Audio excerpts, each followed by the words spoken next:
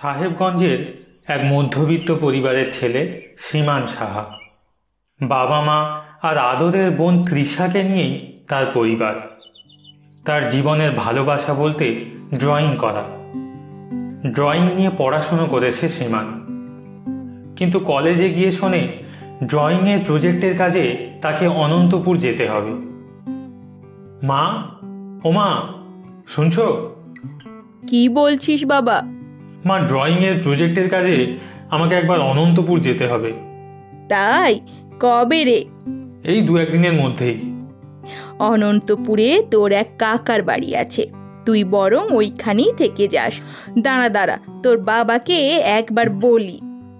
শ্রীমানের মা শ্রীমানের সাথে কথা বলে ঘরের ভিতরে চলে যায় এবং তার বাবাকে অনন্তপুরে তার মামাতো ভাইয়ের কথা জিজ্ঞাসা করে।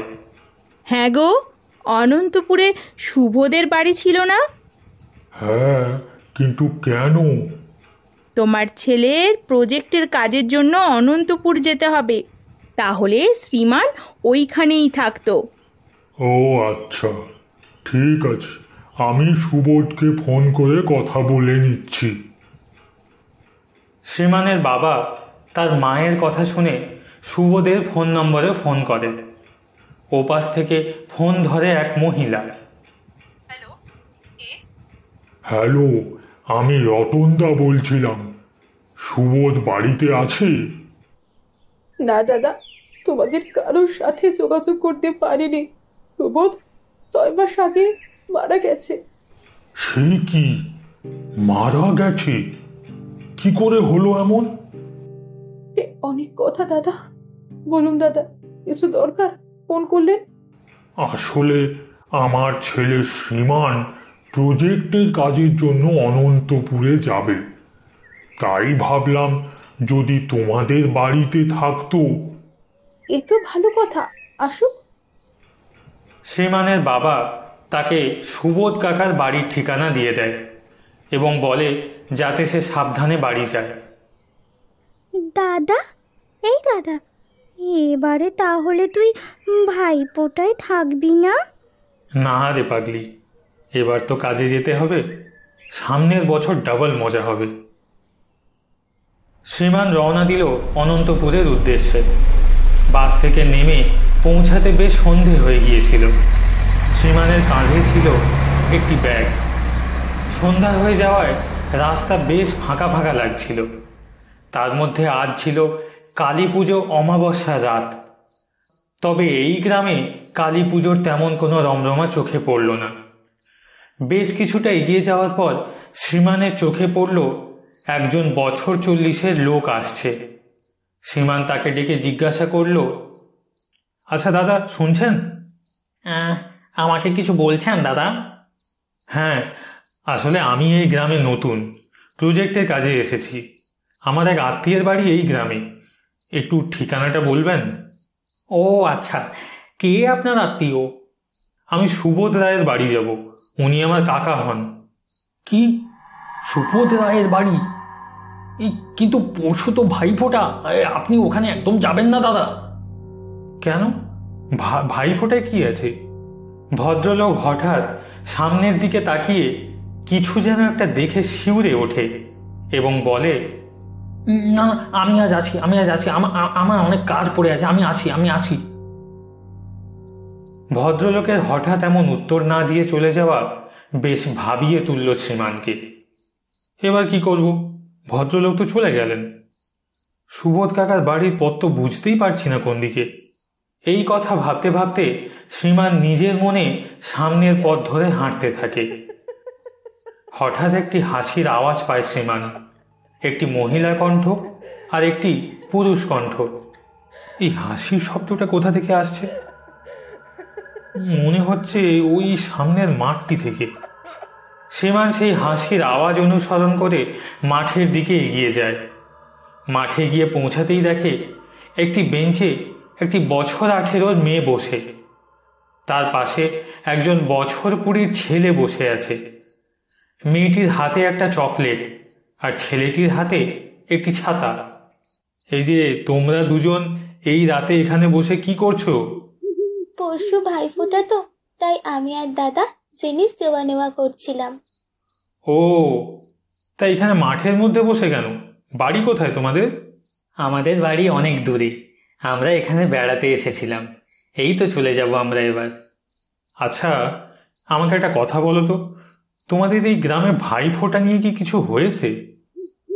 না তো, আমার তো তেমন কিছু জানা নেই। আচ্ছা, আপনি কোথায় যাবেন? আমি যাব সুবোধ রায়ের বাড়ি। একটা প্রজেক্টের ব্যাপারে এই গ্রামে এসেছি। সুবোধ রায় সম্পর্কে আমার কাকা হন। আচ্ছা চলুন, আমি আপনাকে সুবোধ রায়ের বাড়ি পৌঁছে দিই। তুমি আমার কাকাকে চেনো? উনি বেশ বড় লোক পরিবারের, এই গ্রামে মোটামুটি সবাই তাকে চেনে। চলুন পৌঁছে দিই। রণজিৎ এবং তার বোন রিনা শ্রীমানকে তার কাকার বাড়ির দিকে পৌঁছে দিতে গেল। যেতে যেতে রণজিতের সাথে শ্রীমানের একটা ভালো বন্ধুত্ব গড়ে উঠল।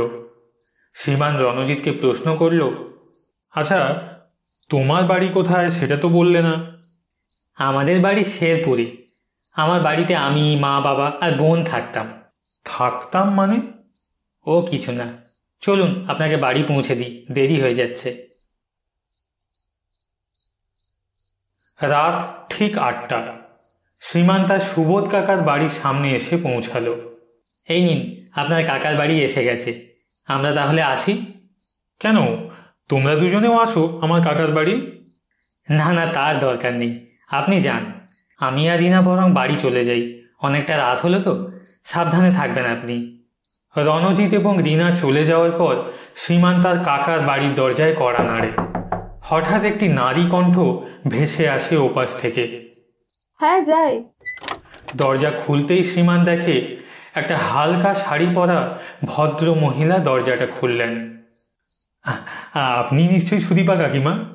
হ্যাঁ, তুমি নিশ্চয়ই শ্রীমান। আমি তোমার জন্যই তো অপেক্ষা করছিলাম। আসার পথে কোনো অসুবিধা হয়নি তো?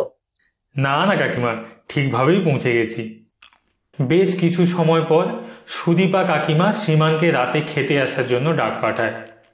শ্রীমান তার কাকিমার সাথে এক টেবিলে বসে খেতে শুরু করে। সেদিন মেনুতে ছিল ভাত, ডাল আর গলদা চিংড়ির মালাইকারি। খেতে খেতে হঠাৎ শ্রীমান বলে, আচ্ছা কাকিমা, এই গ্রামে কালী পুজো হয় না তাই না? হয় না বললে ভুল হবে।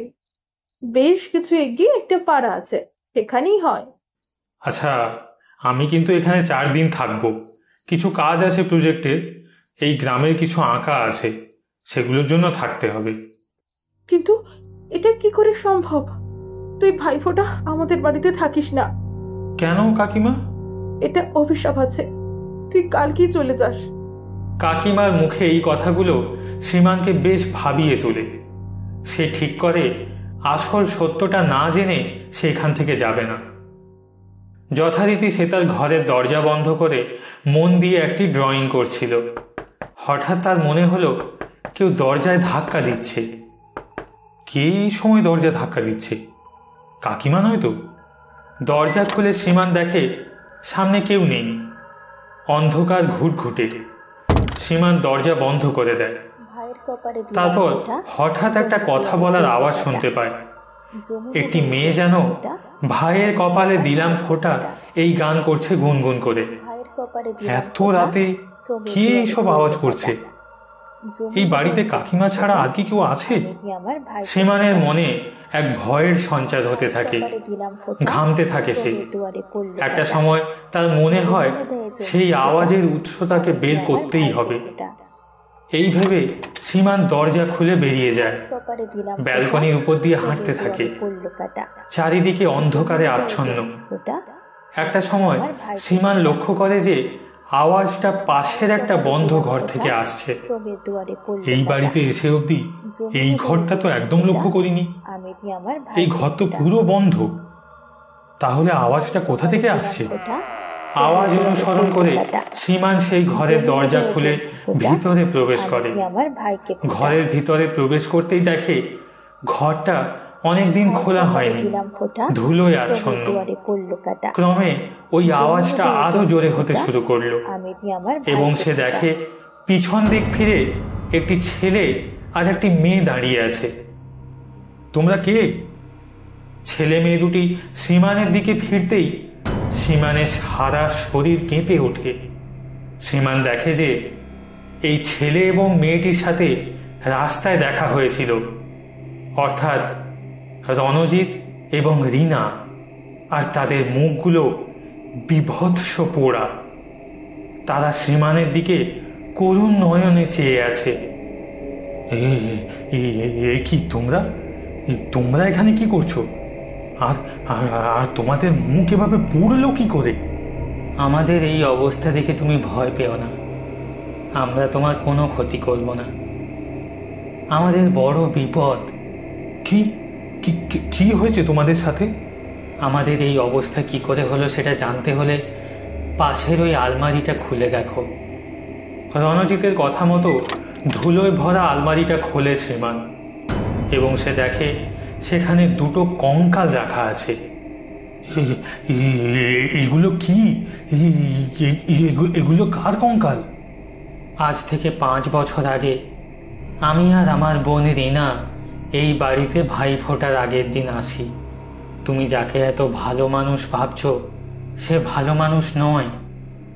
সুদীপা হলো আমার মাসি। হ্যালো, তোর ছেলে মেয়েকে এবার ভাই ফোটাতে আমাদের বাড়ি নেমন্তন্ন থাকলো। দিদি, এইসবের কি দরকার ছিল? কেন রে? ওরা তো আমারও ছেলে মেয়ের মতো। আমি আর রিনা শেরপুর থেকে সুদীপা মাসির বাড়ি আসি, কিন্তু তারপরেই এসে গেল সেই অভিশপ্ত ভাই ফোটার সকালবেলা। আমাকে আর আমার বোনকে পায়েসের সাথে বিষ দিয়ে খুন করে সুদীপা মাসি। দাদু মারা যাওয়ার আগে তার সমস্ত সম্পত্তি আমাদের মায়ের নামে করে দিয়ে গেছিল। সেটাই মা আমার আর বোনের নামে করেছিল পরে। সেই রাগে আমাদের পৃথিবী থেকে সরিয়ে দেয় সুদীপা মাসি। পাছে লোক জানাজানি হয়, তাই আমাদের মৃতদেহ এই আলমারির ভেতরে বন্ধ করে রেখে দেয়। কি বলছো তোমরা এইসব? কোনো মানুষ এত নিষ্ঠুর কি করে হয়? আমরা মারা যাওয়ার আসল কারণ আমার মা এখনো জানে না। মাসি মাকে বলেছিল যে বাড়ি ফেরার পথে রাস্তায় দুর্ঘটনায় আমাদের মৃত্যু হয়। আমি চাই আমার মাসির আসল মুখোশ সবার সামনে যাতে চলে আসে। তুমি চিন্তা করো না, তুমি আমাকে বন্ধু বলে ডেকেছ, তোমার অন্তিম ইচ্ছে আমি পূরণ করবই। এটা বলার পরই রণজিৎ আর রিনার শরীর দুটি বাতাসে মিলিয়ে যায়। পরের দিন সকালে সুদীপা কাকিমা নিজের সব দোষ স্বীকার করে। শ্রীমান পুলিশ স্টেশনে ফোন করে সবটা জানায়। কাকিমা পালানোর চেষ্টা করেন,